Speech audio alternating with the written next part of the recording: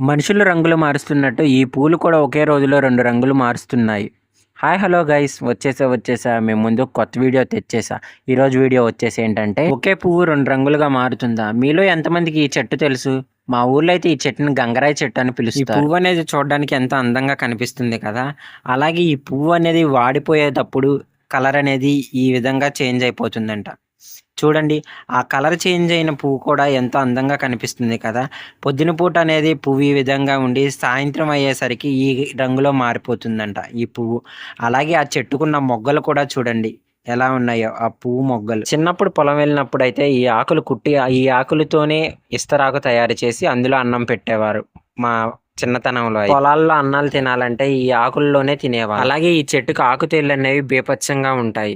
ఈ ఆకుతేలు కుట్టిందంటే ఇక చుక్కలు కనిపిస్తాయి మనకి. చాలా జాగ్రత్తగా ఉండాలి ఈ చెట్టు దగ్గరికి వెళ్ళినప్పుడు. ఎక్కువగా ఈ చెట్టు మొదట్లో గొంగళి పురుగులు అనేవి కూడా ఉంటాయి. చాలా జాగ్రత్తగా ఉండాలి ఈ చెట్టు ఉన్న ప్రదేశాల్లో. ఒకే రోజు ఈ చెట్టు పువ్వు 2 రంగులు మారిస్తే ఎంతో బాగుంటుంది గానీ, అలాగే ఒకే మనిషి మన జీవితంలో 2 రంగులు మారిస్తే మాత్రం అస్సలు తట్టుకోలేం కదా! మీరు కూడా ఈ చెట్టు పువ్వు ఒకే రోజు 2 రంగులు మారటం గమనించారా? అలాగే మీరు ఈ చెట్టుని మీ ఊర్లో ఏమని పిలుస్తారో కామెంట్ రూపంలో తెలియచేయండి. ఇంకింతే ఫ్రెండ్స్. నా వీడియో గనుక మీకు నచ్చినట్టయితే లైక్ చేయండి, షేర్ చేయండి.